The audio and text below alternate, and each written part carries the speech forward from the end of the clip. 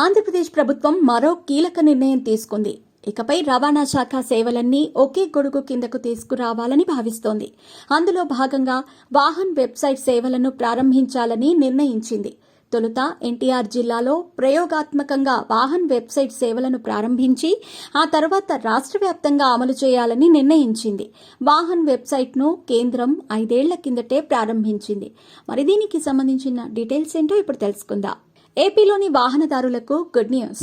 ఏపీలో అధికార పగ్గాలు చేపట్టిన టీడీపీ కూటమి ప్రభుత్వం పాలనలో ప్రక్షాళన చేపట్టింది.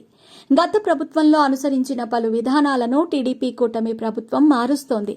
ఈ క్రమంలోనే ఏపీ ప్రభుత్వం మరో కీలక నిర్ణయం తీసుకున్నట్టు తెలుస్తోంది. రవాణా శాఖ సేవలన్నీ ఒకే చోట ఒకే వెబ్సైట్ ద్వారా అందించాలని ప్రభుత్వం నిర్ణయించింది. కేంద్ర ప్రభుత్వం తీసుకొచ్చిన వాహన్ వెబ్సైట్ ద్వారా అన్ని రకాల రవాణా శాఖ సేవలను అందించాలని అధికారులు నిర్ణయించారు. అందులో భాగంగా తొలుత ఎన్టీఆర్ జిల్లాలో పైలట్ ప్రాజెక్టుగా వాహన్ వెబ్సైట్ సేవలను ప్రారంభించనున్నారు. లోటుపాట్లను గుర్తించి ఆ తర్వాత రాష్ట్ర వ్యాప్తంగా అమలు చేయనున్నట్టు తెలిసింది. ఎన్టీఆర్ జిల్లాలో వాహన్ వెబ్సైట్ ద్వారా సేవలు విజయవంతమైతే ఏపీ రవాణా శాఖ అమలు చేస్తున్న ఈ ప్రగతి సైట్ స్థానంలో వాహన్ వెబ్సైట్ తేవాలని అధికారులు భావిస్తున్నారు. మరోవైపు వాహన్ వెబ్సైట్ను కేంద్రం 5 ఏళ్ల కిందటే ప్రారంభించింది.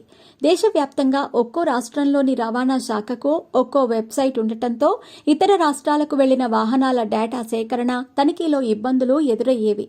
అలాగే ఆర్సీ పత్రాలు, ఫిట్నెస్ పత్రాలను ఆన్లైన్లో తనిఖీ చేయటం కూడా వీలయ్యేది కాదు. దీంతో ఇతర రాష్ట్రాలకు వెళ్లినప్పుడు వాహనాల వెరిఫికేషన్ కుదరక జరిమానాలు చెల్లించాల్సి వచ్చేది. దీంతో ఈ సమస్యలను ఫుల్ స్టాప్ పెట్టేందుకు వాహనదారుల కోసం కేంద్రం ఒక వెబ్సైట్ తీసుకొచ్చింది.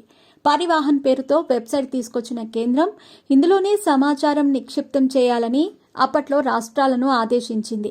అన్ని రాష్ట్రాల తరహాలోనే ఏపీలో కూడా 2020 నుంచి వాహన్ వెబ్సైట్ సేవలు ప్రారంభమయ్యాయి. అయితే ఆ తర్వాతి కాలంలో ప్రభుత్వం దీని గురించి పట్టించుకోలేదు. అధికారులు కూడా రాష్ట్రానికి చెందిన ఈ ప్రగతి వెబ్సైట్లోనే వివరాలు నమోదు చేస్తూ వచ్చారు. ఈ నేపథ్యంలో వాహన్ వెబ్సైట్ సేవలను ఉపయోగించుకోవాలని ఏపీ ప్రభుత్వం భావిస్తోంది. ఇందుకోసం ఎన్టీఆర్ జిల్లాను ప్రయోగాత్మకంగా ఎంచుకుంది. ఇక్కడ విజయవంతమైతే రాష్ట్ర వ్యాప్తంగా వాహన్ వెబ్సైట్ ద్వారా సేవలు అందిస్తారు.